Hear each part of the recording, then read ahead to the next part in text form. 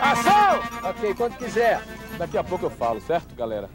Com mais de uma dezena de filmes, entre curtas e longas metragens, o cineasta Marcos Villar se tornou um dos diretores mais importantes do cinema paraibano. Integrante da chamada geração NUDOC, Marcos Villar percorreu os mais diversos temas ao longo de 30 anos de carreira, da morte de Árvore da Miséria à seca cruel de Acanga, passando por registros documentais sobre os homens-peixes do sertão da Paraíba, Ariano Suassuna e Jackson do Pandeiro, cujo filme Jackson na Batida do Pandeiro está prestes a ser lançado, abrindo as comemorações pelo centenário do Rei do Ritmo, que acontecem ao longo de 2019. Nesta entrevista exclusiva, o diretor conversa sobre sua formação e seus filmes. Confira!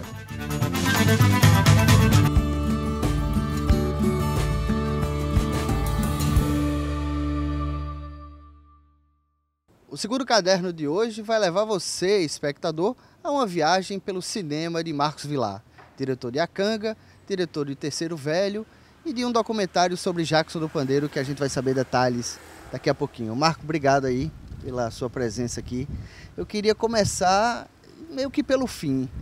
Você tem uma carreira aí que contempla filmes sobre futebol, filmes sobre Ariano, está concluindo um documentário sobre Jackson, tem ficções, Acanga, né, o Terceiro Velho. A essa altura, a sua filmografia já lhe contempla como cineasta? Rapaz, a gente sempre fica querendo mais, né? Na verdade, eu gosto de produzir imagens. Então, assim, eu gosto de filmar o que me emociona, o que me motivou, aquele tema. E eu gosto de dizer que cinema para mim é como se fosse um segredo que eu vejo e quero contar para todo mundo, entendeu? Então eu quero pegar aquele pedaço da realidade para mim, recortar e mostrar para que as pessoas possam assistir. Então, assim, os temas vão vindo. Tem Ariano Suassuna, que eu demorei 15 anos para fazer.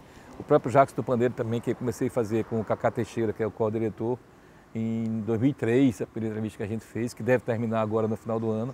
Espero estar lançando agora em dezembro. Mas é isso, os temas vão vindo e vão me absorvendo. Mas tem alguma coisa que identifique melhor, assim, que você faz, esse tipo aqui eu gravo, esse tipo aqui eu filmo, esse tipo eu não filmo. Existe isso? Não, é uma seleção muito natural, sabe? Por exemplo, quando eu comecei a fazer cinema em 83, já trabalhava na universidade, eu sou formado em educação física, não tem nada a ver com cinema, mas educação física no começo eu fiz, depois me envolvi com o NUDOC, Núcleo de Cinema da universidade, onde eu trabalho até hoje. Trabalhei na COEX também. Enfim, sou funcionário da universidade. E por conta da universidade eu comecei a fazer cinema. Em 83, em 79 foi criado o Núcleo de Cinema aqui da universidade, que é o que eu estou falando agora, o NUDOC, e foi criado um convênio com a França, né, onde eu fui fazer curso na França, eu, Bertrand, Torquato Joel, outros realizadores. Isso aí foi meu começo. Então, naquele momento ali, a minha formação foi em documentário. Entendi. Né? E que eu acho muito interessante, geralmente quando eu estou falando com pessoas mais novas que me perguntam, pega alguma dica de como é que seria para começar a fazer cinema. Eu acho que o documentário é um caminho, não que seja mais fácil, mas ele é um caminho, porque a ficção, por exemplo, tem direção de atores, é uma coisa mais complicada você trabalhar com atores e tal. E o documentário, você com a câmera, você pega uma câmera, o cara de som e uma pessoa para fazer luz, você consegue sair e fazer um trabalho, entendeu? Dependendo, logicamente, do que é, mas em média, no base do documentário é isso, a ficção tem mais gente. Então, naquela época, eu fiz eu comecei com documentário, mas logo depois eu fiz uma ficção, misturado com o documentário. Eu fiz um docudrama, filme sobre alcoolismo. Por que alcoolismo? É uma história que eu gosto de falar isso, que eu acho muito forte. O meu tio foi quem fundou os Alcoólicos Anônimos na Paraíba. E meu pai foi o primeiro que entrou, né? Olha. Então eles bebiam muito. Então eu fiz um filme sobre alcoolismo, que aquilo mexia comigo, eu cresci com isso. Um tom autobiográfico. Então é muito forte a história de vida sua, do que você vê, do que você acompanha, das pessoas que você convive. Aí depois eu comecei eu envolvi com o pessoal da literatura, pessoal de letras. Então chegou nas minhas mãos um conto popular chamado Árvore da Miséria. Eu fiz a adaptação do conto. Eu gosto muito de adaptações literárias. Acanga é a adaptação do livro do Soilha. O Terceiro Velho. O Terceiro Velho. Mas assim, um filme que começou o vídeo dele é vídeo, porque ele foi feito em beta, que foi em 94, que é o Sertão Mar, que é um documentário sobre os homens peixes, daquela família. Que eu acho que é o filme que mais lhe projeta, assim. Esse foi o primeiro que eu fiz, que deu uma dimensão maior. Comecei a participar de festivais. Isso já em 94. Né? Comecei a fazer cinema em 83, fui para a França 2 vezes. Fiz também fotografia alguns filmes para Vânia Perazzo, né? Everaldo Vasconcelos. Fui assistente de câmara de Manfredo Caldas, do Silvio de Manfredo. Trabalhei muito na parte da técnica, como assistente de câmara, que eu queria fazer fotografia também. Mas aí em 94 eu decidi fazer em 91, na verdade, eu fiz um primeiro experimento com ficção, baseado no conto do Júlio Cortázar, chamado Casa Tomada. Mas foi um exercício que eu nem curto muito hoje em dia. Como exercício, funcionou muito, sabe? Mas teve alguns problemas de direção por minha dificuldade mesmo de trabalhar com isso. Que foi com a Leonora Montenegro e Solha. Certo. Já tinha uma relação com Solha próxima aí. Aí em 94 eu fiz o Sertão Mar, que é um documentário. Mas aí em 96 eu fiz um documentário sobre Tia Beta, com conteúdo de história, outro documentário. Mas aí fiz também com o Torquato Joel um vídeo experimental lá em Juazeiro sobre a Romaria, no Ceará. Então são temas que vão chegando, você começa a ler sobre aquele assunto e aquilo mexe em você, comove em você. Entendi. E quer que a maioria das pessoas assistam aquilo, né? Você falou que se envolveu com o cinema quando chegou aqui no Nudoc e tal, mas tinha um outro lado seu que curtia o cinema também, né? Eu era o seguinte, eu sou de Campina Grande, nasci em Campina Grande, então eu assistia filmes. Eu ia muito para cinema quando era pequeno, mas como espectador comum, eu nem imaginava que ia trabalhar com cinema, entendeu? Mas aí, vim para João Pessoa, jogava handebol, era atleta de handebol. Tanto é que meu curso de Educação Física, como eu falei. Mas aqui na universidade, no final do curso, é que eu comecei a me interessar. Mas em 79, quando eu entro no curso de Educação Física, quando foi criado o Nudoc, já estava acontecendo uma efervescência muito grande de cinema aqui. Entendi. E a Paraíba já tinha uma tradição de cinema dos anos 60, com Aruanda, né? Vladimir Carvalho, Eduardo Noronha e tal. E aquilo, eu me envolvi com as pessoas, eu fiquei amigo logo de Silvozia naquela época, Dida Fialho, Silvio. Com a cena, né? A cena local e tal. E aquilo foi abrindo minha cabeça. E eu comecei a... Aí quando eu chego na universidade, foi criado o Nudoc. Tinha sido fundado, aí eu fui trabalhar lá. Como é que é hoje, assim, você, além de produzir suas imagens, que você falou, seus filmes, você como espectador, você vai muito a cinema, você vê muito documentário ou prefere não ver documentário? Não, sempre que posso eu vou, eu gosto muito de estar eu vou ser bem sincero, assim, com essa coisa de Netflix, de televisão em casa, é lógico que você vê no telão é diferente, mas assim, eu tenho muita coisa, muito clássico, por exemplo, que eu não vou estar vendo, não tem como ver no cinema mais hoje em dia, para chegar aqui complica. Mas eu sei que lá tem, no Netflix ou no YouTube. Entendeu? Mas você é algum fã de algum gênero em especial, assim? Cara, eu gosto de ver tudo, velho. Eu gosto muito de ver tudo. Agora, assim, eu tenho os clássicos, né, do cinema que me formou, por exemplo, que é Fellini, Bergman, Buñuel, né, Vitório de Sica, enfim.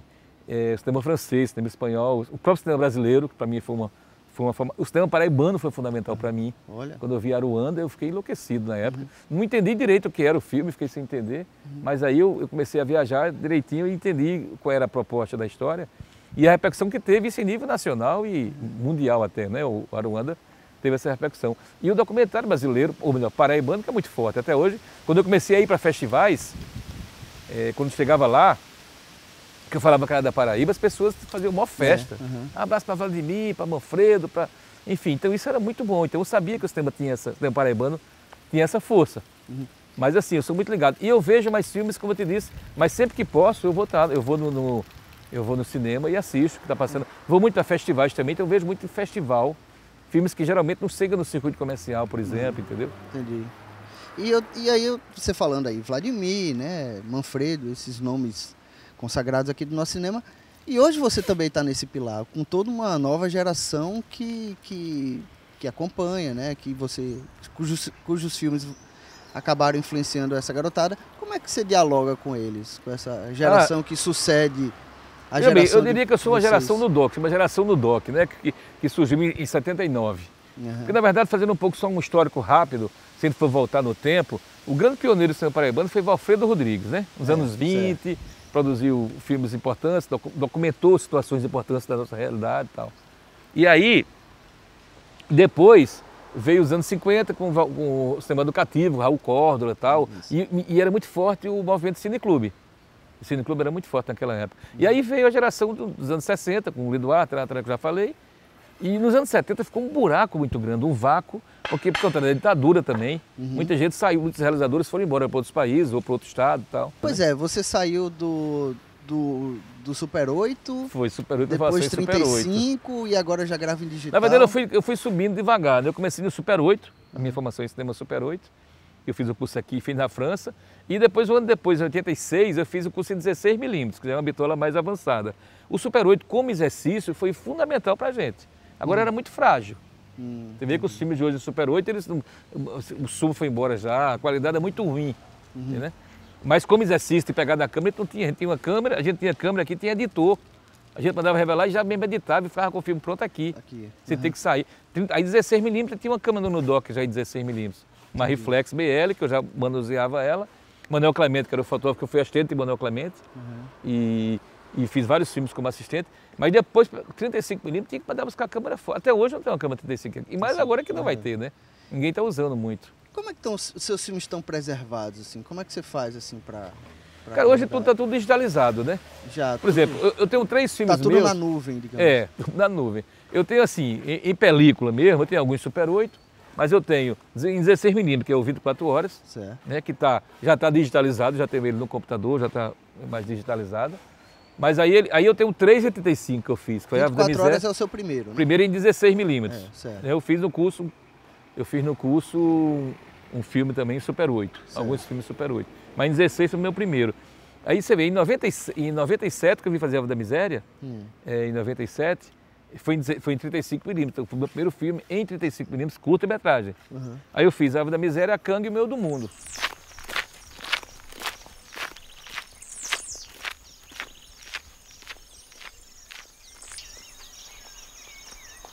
Tá longe, pai? Vamos ali.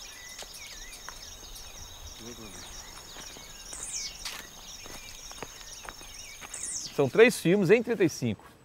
O Meio do Mundo, quando eu fiz o Meio do Mundo, já foi no finzinho. Depois disso, eu já comecei a fazer em digital. Digital. É.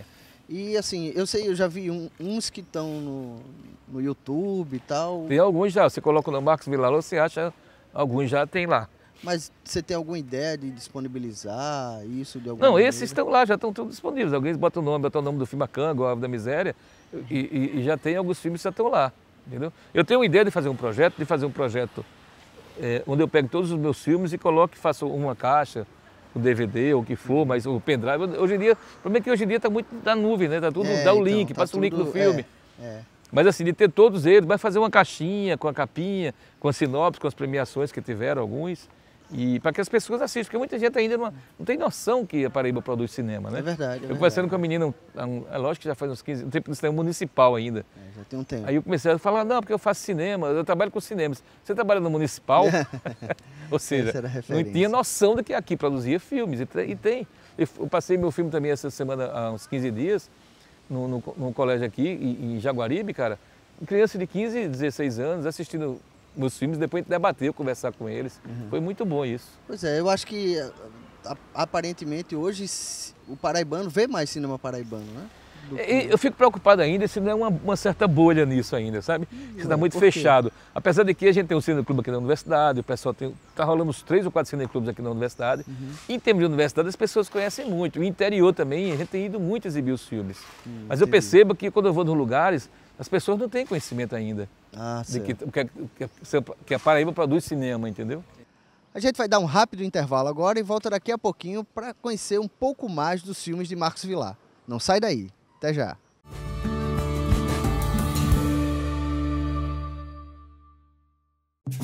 Pode falar, pode chamar. Cultura, Saúde, mobilidade, justiça, segurança, trabalho, respeito, educação, sustentabilidade. Queremos escutar você e fazer mais pela nossa cidade. É eficiência, transparência e compromisso. É a Casa do Povo. Câmara Municipal de João Pessoa. O lugar para a sua voz falar mais alto.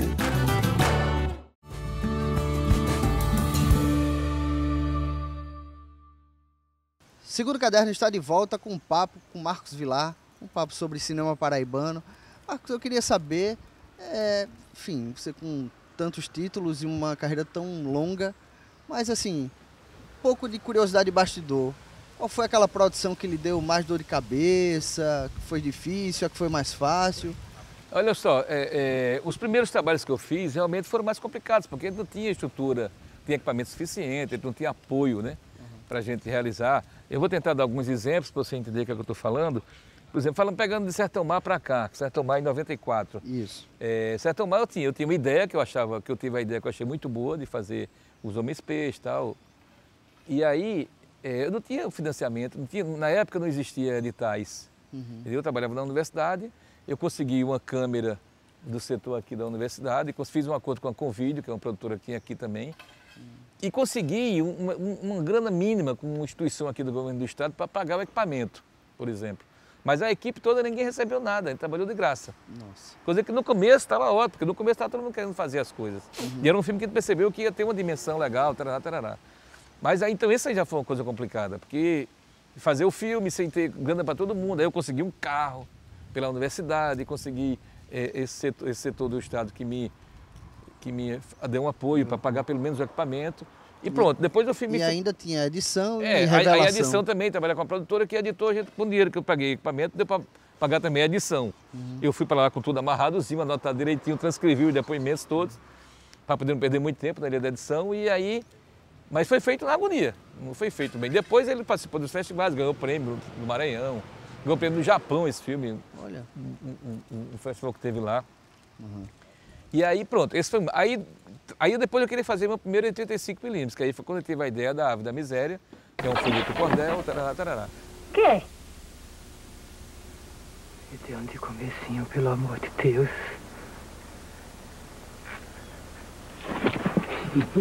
É só não. Você não vai morrer agora não, miserável. Vai sofrer mais um pouquinho. Senta aqui. Vou te dar mais uma amizade, infeliz. Fazia 13 anos que eu não se filmava 35mm. O último filme tinha sido Paraíba de Machado Bittencourt, em 85. Aí, vamos lá fazer o pessoal do Val da Sarapalha, Venha Nego, né, Soia Lira, Everaldo, né, Servilha trabalhou na equipe. E Luiz Carlos Vasconcelos trabalhou como direção de preparação de elenco. Luiz Carlos Vasconcelos, todo mundo do Val, que eu estava muito envolvido com eles. Aí, 3 anos depois, eu fiz A Canga.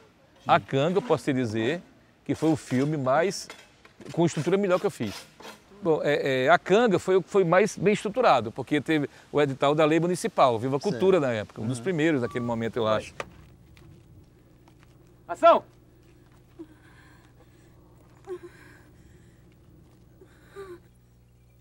Zefa não pode fazer isso com esse menino bucho, pai. Mas aí eu trouxe quem? Walter Carvalho, né, fazendo fotografia, o Márcio Câmara, que tinha feito o som com a Ave da Miséria, veio de novo. E 5 pessoas, assim, Solha, Everaldo, Zezita, Verônica e Servilha. 5, né? Foram 5. E aí, cara, aí pronto, aí foi uma estrutura bacana. Do Val na produção, né, do Val Leal, e a universidade também, mais uma vez, sempre dá apoio, a universidade sempre dá um apoio, o lojista, lá o nome da universidade, né? Que, como funcionário daquela, libera a gente para filmar e tal. E é interessante que a universidade tem esse tipo de trabalho, né? Aí pronto, aí eu fiz com a estrutura melhor. Aí esse aí eu dei uma respirada. E os outros da frente foram sempre meio capega. O do Jackson tá meio complicado também, porque o Jackson, a gente só tem um terço do orçamento. Mas eu só boto bebop no meu samba quando o samba. Começou em 2003, a primeira entrevista com a Mira Castilho, 2003, né? E produção de Helena Bernardo, Fernando Moura na consultoria. Fernando, enfim, que é o biógrafo Moura, de Jackson. Antônio Vicente e Fernando, né? Mas o livro não é inspirado, o filme não é inspirado no livro dele, não. O livro, logicamente, serve de pesquisa, mas não tem nada a ver. Só que Fernando Moura, como tem uma intimidade maior com o Fernando, ele é o consultor do projeto. E dá um depoimento também. Marcos, uma coisa é documentário e outra coisa é ficção, e que no documentário, enfim, você retrata uma situação, alguma coisa assim. E a ficção você tem que dirigir os atores. Como é que é Marcos Vilar, diretor de ator? Como é que funciona isso? Cara, veja bem... Você é como o Kubrick que leva à exaustão os atores para conseguir resultados? Eu assumo a minha dificuldade com direção de atores. Tanto é que sempre contrato, eu chamo uma pessoa para trabalhar na preparação do elenco. Nanego Lira já trabalhou comigo, Marcélia Cartaz, Luiz Carlos Vasconcelos. Né? Quando eu tenho atores, eu sempre chamo essas pessoas. Porque eu tenho uma dificuldade minha. Logicamente, quando está na hora lá, eu sei o que é que eu quero. Mas se eu tiver uma pessoa para preparar esse elenco antes, conversar com eles, fazer exercício, fazer... Isso, de qualquer maneira, eu estou sempre perto, entendeu? Mas eu vou dar um exemplo do filme, esse filme que eu fiz chamado 24 Horas, porque já me incomodava um pouco essa coisa do documentário e ficção. Até onde você está representando, até onde você não está. um docudrama que eu chamei na época, né? Que depois foi chamado assim, não por mim, já era chamado docudrama. Que Fernando Teixeira fazia uma cena, o tio me contou essa cena para mim, o meu tio, que era o cara alcoolizado no hospital, deitado numa maca, o cara dá uma injeção, passa um algodão nele. Quando ele passa o algodão, que sai da sala, o cara pega o algodão cheio de álcool aqui e começa a chupar. Começa a chupar o algodão. Muito forte essa cena, né? Então eu ficcionei essa cena. Só que na mesma cena eu documentei, ou seja, Fernando Teixeira dá um depoimento, ele para de chupar o algodão, aí olha para a câmera, se levanta e dá um depoimento. Ele deixa de ser ele como personagem, passa a ser ele como ser humano, que passou por aqueles problemas também. E ele dá um depoimento, olha para a câmera e diz, que é complicado, tarará, tarará, e começa a contar uma história. Então eu queria quebrar, porque eu achava o documentário, aquela coisa da fala. É lógico, meu filme de Jacques tem muita fala, porque eu não vou contar a história de Jacques, a não ser que eu faça uma coisa experimental, ou bota o voz dele em off, e aparecer em imagem, como o filme que passou aí recentemente sobre o menino Torquato Neto. Isso. O menino Torquato Neto é bom. Sobre Torquato Neto. São imagens com depoimentos todos em off. Não tem ninguém olhando para a câmera falando. É uma opção, né? Mas naquela época me incomodava um pouco essa coisa do depoimento. Depois eu fui entender com o Eduardo Coutinho, o grande Eduardo Coutinho, né? Sim. Que uma vez eu perguntei a ele, inclusive, foi até meio ousado. Eu disse, Eduardo, tem alguns filmes seus que passam no raio, que só tem fala. Ele ficou irado, mas é importante a expressão, né, o rosto de uma pessoa olhando para a câmera, né, a verdade dela, enfim, tem toda uma história do documentário. Mas eu, particularmente, como eu te disse, eu gosto de produzir imagem, tá entendendo? No filme de Jacques, a gente tem umas brincadeiras com ele, Cacá, a gente bota Jacques para nascer. Como é que se imaginar que eu vou botar Jacques para nascer? Mas é complicado essa coisa de direção de atores, eu sempre digo isso, por isso que eu digo a você no começo, eu disse que quando se começar, o documentário é mais fácil nesse sentido. Porque dirigir ator não é fácil. Você pode estragar um filme com uma direção de atores mal feita, entendeu? Às vezes o ator é bom, mas está mal dirigido. E queria que você contasse um pouco, então, do documentário do Ariano, né? O Senhor do Castelo. O que aconteceu foi o seguinte, em 92, o reitor da universidade, que está exatamente na posse dele, Neroaldo Pontes. Isso. Neroaldo Pontes foi reitor da universidade e Ariano tinha sido o professor dele. E Ariano estava voltando daquelas aulas, começando a retomar umas aulas que ele dava, aulas de espetáculo, ele chamava. Então foi aqui na reitoria da UFPB, em 92. Eu, como funcionário da universidade, fui chamado e interessado, eu fui em VHS. Isso. Levei uma câmera e fui gravar a aula.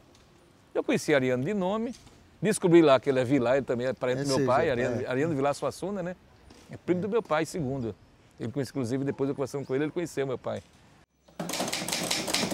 É um escritor paraibano, não é? Filho de João Suassuna e de Rita de Cássia Dantas Vilar. E é uma pessoa que hoje é marido de Zélia, avô de 14 netos e 14,5 que vem aí em caminho. E aí, quando eu gravei Ariano, bicho, que eu vi Ariano naquele visor da câmera ali, eu fiquei fascinado pela figura dele. Aí falei com Eliana, professora aqui da universidade, que é prima também de Ariano e minha prima também, segunda, né? Eu sempre queria falar com a Ariana. Aí eu chamei Torquato e Durval, que trabalhava comigo. Bicho, vamos fazer alguma coisa com a Ariana, cara.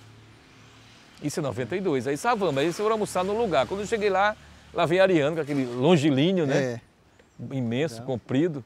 Chegou lá, quando eu vi, eu entrei, disse, quem é meu primo aí? Quem é meu primo? Aí eu já fiquei feliz, né? Claro. Que é meu primo, aí eu disse, não, eu queria marcar uma primeira entrevista. Disse, tem o Alexandre, tem o meu secretário, você marca, Alexandre Nóbrega, casado com a filha dele e tal. E a gente marca. Aí, beleza. Aí fui atrás das consultorias, chamamos Braulio Tavares, Carlos Newton Júnior, que é um grande companheiro dele, que o livro novo ele fez. Inclusive, eu sou personagem do livro dele novo. Olha. Né? Eu vim saber um dia dele. Ele me disse há um tempo atrás, mas não tinha, achando que ele tinha esquecido. Mas eu botei lá. Tem uma produtora que vai filmar uma aula de espetáculo, ele botou meu nome. Ah, tá. E aí Delete Musarte, que é uma francesa, que é a grande intérprete dos livros dele, traduziu os livros dele para o francês. Então pronto, ela orientou a gente, uma entrevista, olha, fale disso, tem uma coisa delicada que é a história do pai, da família, que ele se emociona muito, Aí a gente fez um pacote, eu consegui uma câmera de novo emprestada, do setor aqui da UFPB, e fomos para Recife 3 meses depois. Aí fizemos uma grande entrevista inicial na casa dele. Só que eu não sabia onde é que ia dar, se era um longa-metragem, o que é que ia ser. Gravamos. Ele escreveu a carta no dia 8 de outubro e morreu no dia 9, né? Morreu no dia 9. O assassino já tinha já tinha tentado matá-lo alguns dias antes. Ele foi para o porto esperar meu pai, mas ele desceu por uma lancha que atracou no outro canto e o assassino então perdeu a vez. Um ano depois teve um negócio do circo aqui em João Pessoa, vamos gravar. Tá. Uhum. Aí 3 meses depois ele foi para Taperoá fazer um trabalho. Aí em 77, 97 melhor dizendo, foi em 97 ele completou 70 anos. Isso. Aí ele ia dar uma grande entrevista para o Jornal do Comércio em Pernambuco, lá em Taperoá. Ligou pra gente, se quiser ir lá, a gente foi gravar. Ou seja, a gente começou a gravar. Em 2002, ele foi homenageado da Escola de Samba, Império Serrano, que é o final do filme. Aí fomos gravar em Império Serrano, no Rio de Janeiro, e começamos a gravar. Quando eu vi, tinha um grande material e faltava alguma coisa específica, né? Falar sobre teatro. Eu digo, Ariano, preciso falar com você sobre teatro, falar sobre as adaptações que foram feitas com suas peças e tal. E aí fomos fechando. E o conceito maior do filme é Ariano falando dele. Eu não coloquei ninguém falando, nem elogiando demais, nem alguém fazendo críticas maiores, porque Ariano é muito polêmico, né? Isso. Tanto é que a primeira frase do filme de Ariano, ele diz assim, existem 2 tipos de pessoas no planeta, os que concordam comigo e os equivocados. Né? Que ele já provocava todo mundo. Então, aquilo ali foi... Eu deixei ele falando dele, porque ele falando dele, ele mostra quem ele é, né? Não deixei, aí não entra ninguém falando dele, fora ele. Então esse foi mais ou menos o processo. E a gente foi gravando, bicho, muito fragmentado, muito mesmo. Não teve edital nenhum, não teve, foi um esforço meu, de Durval. Torquato começou, depois ele se envolveu em outros projetos e saiu. Aí ficou mais eu e Durval. Eu na direção e Durval na produção, né? E que foi fundamental também pra gente conseguir. Mas o resultado para você tá perfeito. Cara, eu gosto. É um documentário que a gente passou em alguns lugares. Eu acho que ele é mal visto, assim. Foi mal divulgado ainda, porque... É aquela velha história do direito autoral. No sentido de pouco visto. Desculpe, pouco visto. E aí, cara, tem o negócio da música, por exemplo. A Império Serrano, a gente conseguiu na época, tinha que pagar uma grana pela música. A gente pagou por 5 anos. Já passaram 5 anos. Então a gente tem que ir lá de novo na Império Serrano para negociar isso. O Canal Brasil quer comprar o filme. A gente está emperrado porque, assim, eu fazendo outras coisas, o Durval também fazendo outras coisas, a gente não teve tempo, não teve como ir lá para negociar isso, como é que vai ser essa coisa da música. Que é o que a gente está tendo trabalho agora com o Jackson, né? De direito autoral de música e imagem, que é um complicador muito grande. Ô Marcos, agora uma pergunta bem íntima, do fundo do seu coração.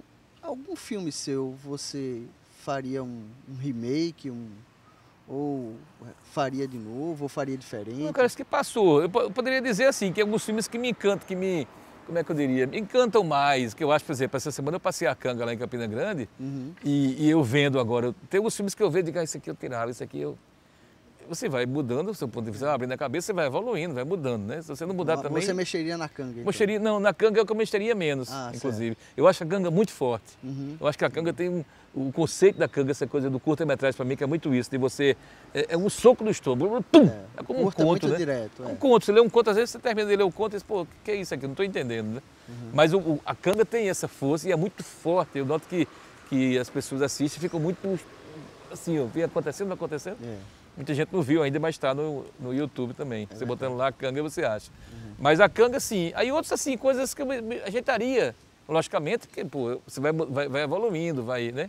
Evoluir, variar, tem né? algum exemplo que você consegue? Não, Ave da Miséria é poucas coisas, alguma coisa. O de Ariana eu faria umas coisas, eu teria, pego mais coisas sobre a Ariana ainda, eu acho, tá entendendo? E o documentário tem esse charme, né? Vai passando o tempo, quando você acaba, você, puta, tem uma coisa que eu esqueci que podia ter entrado, entendeu? Ou coisa que você, porque o cinema tem uma frase que, na dúvida, ultrapasse, né? É, como na é o contrário, no cinema, na dúvida, ultrapasse. Você estou com tudo pronto aqui agora, faltou alguma coisa, é melhor fazer logo, tá tudo armado aqui. Vamos fazer logo, porque depois chega lá no estúdio, e você faltou aquilo, aí você armar de novo. Então, assim, na dúvida, ultrapasse. Então tem muita coisa que eu acho que eu consegui fazer o que eu queria, mas lógico, alguma coisa ou outra, com o passar do tempo, que você vai aprendendo outras coisas, abrindo sua cabeça para outras histórias, e você mudaria, eu faria diferente, eu faria outro roteiro, terminaria diferente, entendeu? Uma cena que não ficou boa, que você deixou, porque naquela época foi aquilo que saiu. Entendi, tá certo. Essas coisas. Marco, brigadão, valeu. Em nome da TV Câmara João Pessoa, agradeço esse papo maravilhoso aí. Que massa, bem ilustrado aqui com imagens dos seus filmes. E até uma próxima e sucesso com Jackson do Pandeiro, pois é, que a gente vai ver em breve aqui no cinema. Salve Jackson do Pandeiro. Salve Jackson do Pandeiro. O Segundo Caderno vai ficando aqui. Até a próxima. Tchau.